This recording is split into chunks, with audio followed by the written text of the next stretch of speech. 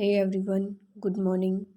आज हम liberalisation, privatisation and globalisation के बारे में पढ़ेंगे, जिसको न्यू इकोनॉमिक पॉलिसी 1991 भी बोला गया है। जो इकोनॉमिक पॉलिसी है, न्यू इकोनॉमिक रिफॉर्म्स की क्यों ज़रूरत पड़ी। जैसा कि हमें पता है, हमारी जो इकोनॉमी है 1980 से जो है क्राइसिस को फेस कर रही थी। बहुत सारे जो है रिफॉर्म्स को इंट्रोड्यूस भी किया गया ताकि जो है इकोनॉमी को रिवाइव किया जा सके। वो इंटरनेशनल एंड नेशनल इश्यूज़ की बारे में जो है हमने पढ़ा था पहले। मनी जो है, बहुत सारा जो है मनी का आउटफ्लो हो रहा था इकोनॉमी से। उस टाइम जो है इंडिया के पास जो है रिसोर्सेज भी नहीं थे, टेक्निकल नो हाउ भी नहीं था कि जो इम्पोर्टिंग जो गुड्स हैं उनको सब्स्टिट्यूट किया जा सके। इससे क्या हुआ, धीरे धीरे जो है हमारे जो रिजर्व्स हैं वो भी कम हो गए और इंडिया जो है एक्सटर्नल डेब्ट को पे नहीं कर सका। ऐसे जो है ये डाउनफॉल जो है चलता रहा 1990s तक। बहुत जो है ज़्यादा ही डाउनफॉल हो गया था।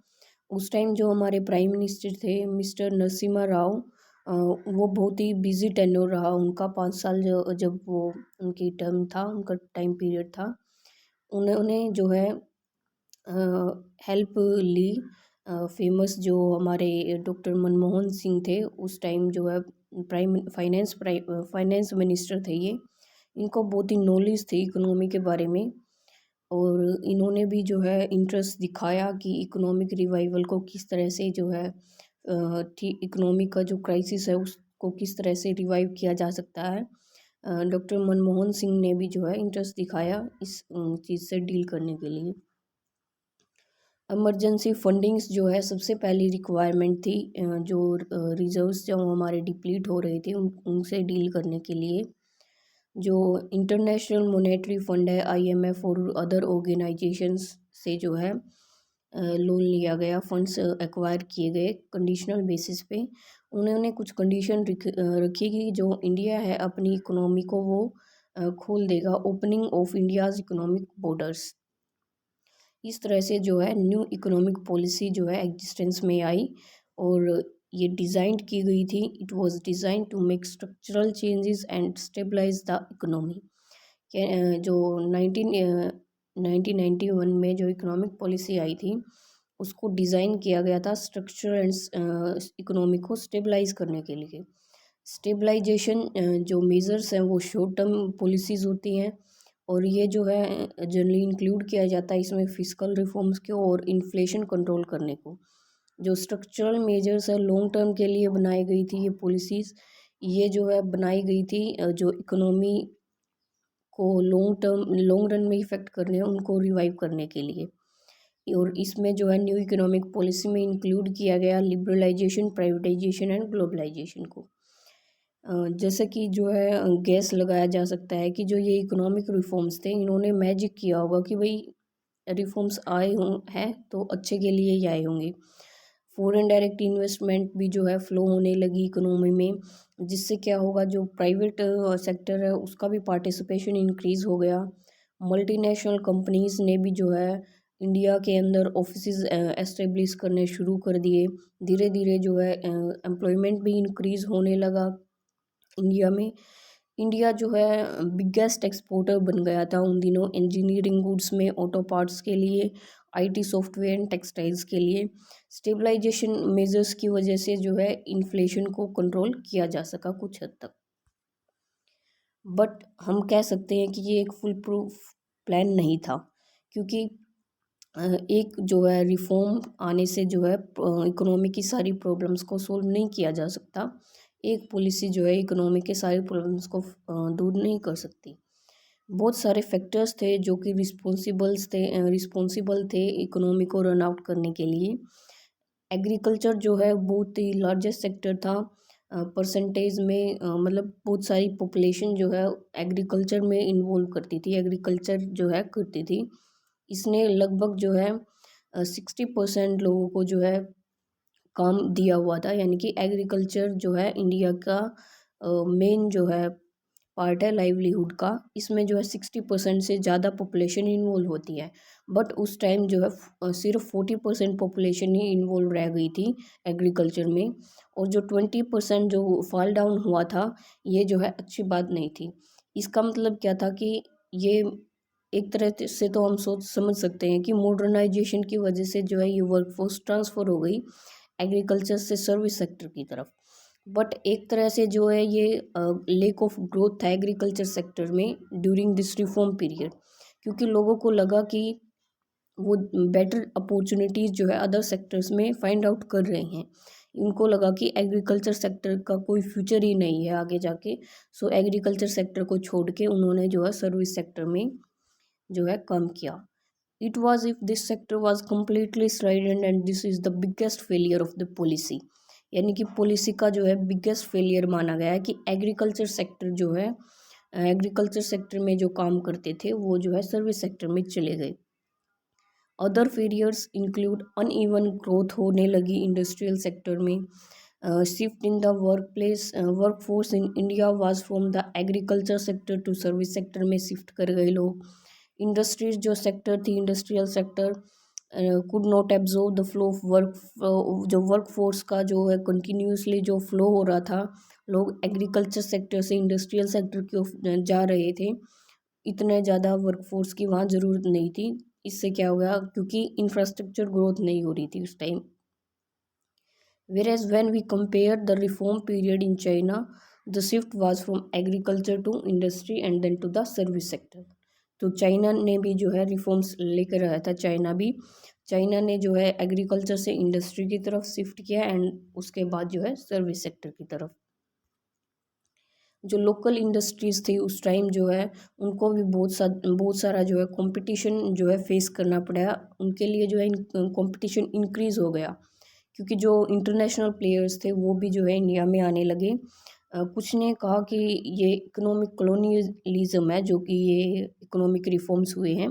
कॉलोनियलिज्म का मतलब होता है कि जो पावरफुल कंट्री है वो डायरेक्टली जो है कंट्रोल करना चाहती है लेस पावरफुल कंट्रीज़ को, यानी कि जो डेवलप्ड नेशन है वो डेवलपिंग के ऊपर जो है अपना कंट्रोल जमाना चाहते हैं। कुछ का कहना ये है। Lastly the inflow of international commodities and services led to the erosion of culture. यानी कि जो ये इंटरनेशनल कमोडिटीज़ का इन्फ्लो हुआ, सर्विसेज का हुआ, कुछ का कहना है कि इन सब ने जो है अपने कल्चर को ख़त्म कर दिया है, यानी कि वो फॉरेन वाले कल्चर को अपनाने लगे हैं। देन आता है व्हाट इज़ लिबरलाइजेशन। लिबरलाइजेशन जैसे कि इसके नाम से क्लियर, लिबरल मतलब उदारवादी, जैसे दया कर देना।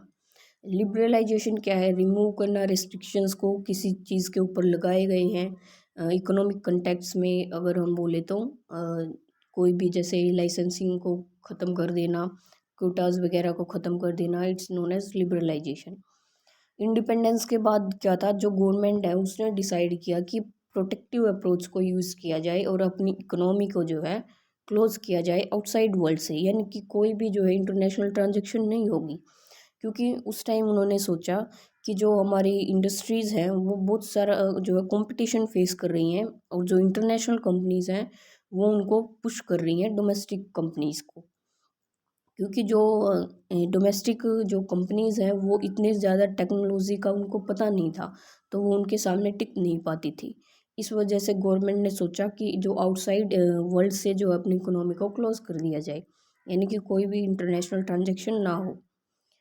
फिर जो है लिबरलाइजेशन आया। लिबरलाइजेशन के आने के बाद जो है इस एरा को ख़त्म कर दिया गया कि भाई क्या एरा था पहले कि क्लोज़ कर दी थी इकोनॉमी। नाउ इसके लिबरलाइजेशन के आने के बाद जो है इंडिया ने ओपन कर दिए थे अपने इकोनॉमिक बॉर्डर्स अदर कंट्रीज़ के साथ। धीरे धीरे जो है रेस्ट्रिक्शंस को भी जो है रिड्यूस कर दिया था। तो इससे क्या हुआ, जो फॉरेन इन्वेस्टर्स हैं, प्राइवेट सेक्टर है, उन्होंने जो है डोमेस्टिक कंपनीज़ में इन्वेस्ट करना शुरू किया। इससे जो है फ्री मार्केट सिस्टम आया। फ्री मार्केट सिस्टम हो गया था जहाँ जो है रिस्ट्रिक्शंस को रिड्यूस कर दिया गया था, और गवर्नमेंट ने जो है अपनी इंटरफेरेंस को भी कम कर दिया गया था, कोई इंटरफेरेंस नहीं थी। सो इसके ऑब्जेक्टिव्स क्या थे लिबरलाइजेशन के, कॉम्पिटिटिवनेस को चेक करने के लिए जो डोमेस्टिक बिजनेस हैं उनके लिए भी जो है इकोनॉमिक बॉर्डर्स को ओपन कर दिया गया था। यानी कि जो डोमेस्टिक बिजनेस हैं उनकी कॉम्पिटिटिवनेस को चेक करने के लिए बॉर्डर्स को ओपन किया गया, ताकि जो बाहर वाली जो कंपनीज हैं वो इंडिया में आए, यानी कि फिर उनके बीच में कंपटीशन होगा कौन ज़्यादा बेटर कर रहा है, क्योंकि बिना कंपटीशन के ग्रोथ हो ही नहीं सकती है। सेकंड है इम्बैलेंस को चेक करना, करेक्ट करना, जो बैलेंस ऑफ पेमेंट जो बिगड़ा हुआ था हमारा इसमें, जैसे इंपोर्ट्स किए जा रहे थे, एक्सपोर्ट जो है बहुत कम हो रहा था, तो क्या हुआ, दूसरे वाले जो कंपनीज हैं उनको इंडिया में लिबरलाइजेशन दिया गया कि वो फ्रीली जो है इन्वेस्ट कर सकते हैं। It was also done to unlock the economic potential of the economy by allowing the private sector to participate in the economic activities। यानी कि इकोनॉमिक पोटेंशियल को भी इंक्रीज करने के लिए जो है इकोनॉमी को जो है फ्री कर दिया गया, प्राइवेट सेक्टर जो है फ्रीली जो है पार्टिसिपेट कर सकता था इकोनॉमिक एक्टिविटीज़ में। मल्टीनेशनल कंपनीज को एलो करना अपने बिजनेस को सेटअप करने के लिए, क्योंकि इंडिया की इकोनॉमिक ग्रोथ को बूस्ट करना था उस टाइम, क्योंकि अगर मल्टीनेशनल कंपनीज आएंगी तो फॉरेन कंपनीज जो है फॉरेन जो है करेंसी इंडिया में आएगी।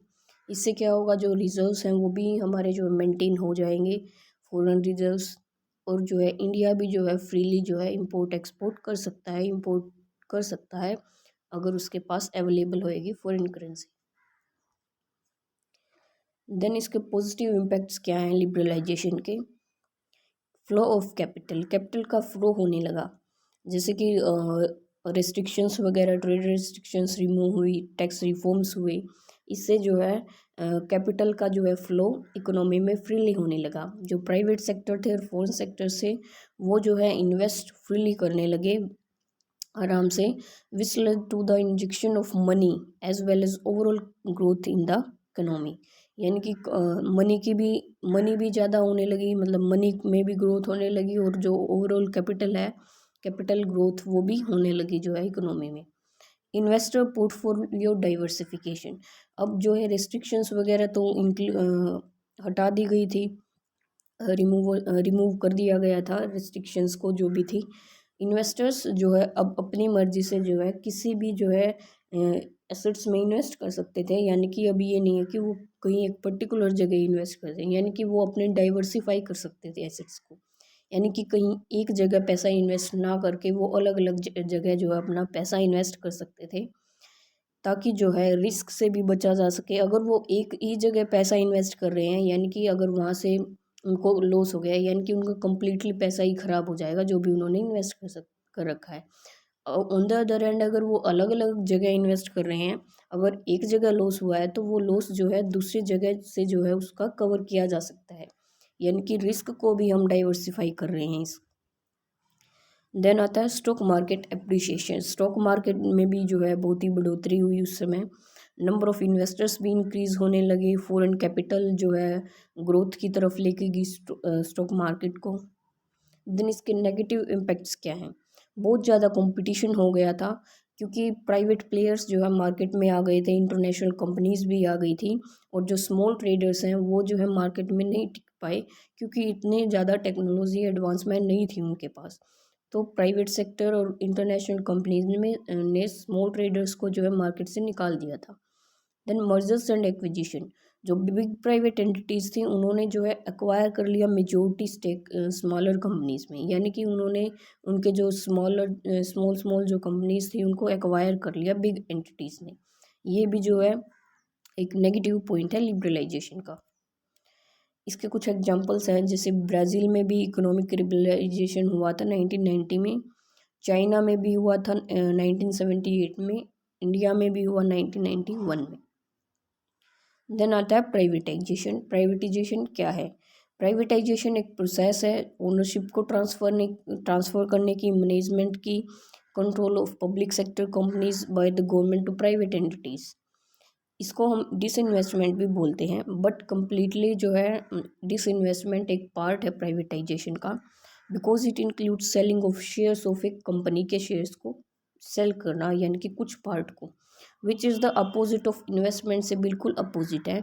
Privatisation can be done by either transferring ownership and management through the outsale of a public sector company और थ्रू डिसइन्वेस्टमेंट। यहाँ जो है चार तरह के जो है प्राइवेटाइजेशन होते हैं। सबसे पहला होता है कंप्लीट प्राइवेटाइजेशन। कंप्लीट का मतलब है सारे का सारा जो भी गवर्नमेंट सेक्टर का जो पार्ट था वो सारा जो है, कोई भी गवर्नमेंट एसेट्स है उसको कम्प्लीटली जो है प्राइवेट सेक्टर के हाथों में सौंप देना is known as complete privatisation. Then privatisation of operations.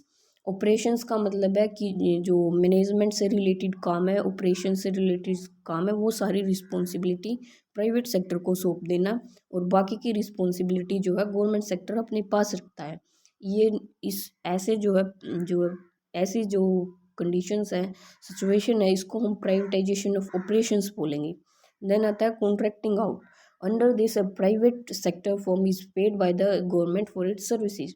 यानी कि जो गवर्नमेंट है वो प्राइवेट सेक्टर के साथ जो है कॉन्ट्रैक्ट कर लेती है कि भाई आप हमें ये काम करके दो, तो इस काम के लिए जो है गवर्नमेंट प्राइवेट सेक्टर को पे करेगी। देन आता है open competition.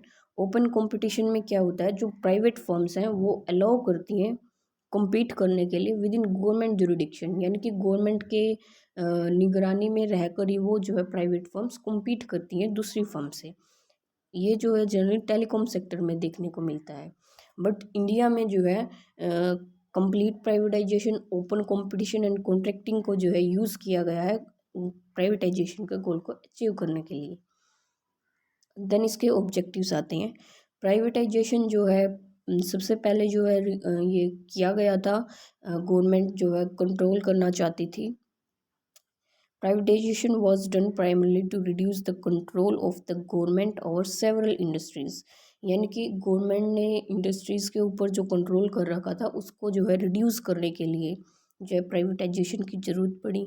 Disinvestment would help the government raises funds by selling of sticks in public sector units, private sector units. यानी कि जो डिसइन्वेस्टमेंट की गई गवर्नमेंट के द्वारा, अगर गवर्नमेंट को लग रहा है उसके पास कम फंड्स हैं तो गवर्नमेंट क्या करती है, डिसइन्वेस्टमेंट कर देती है।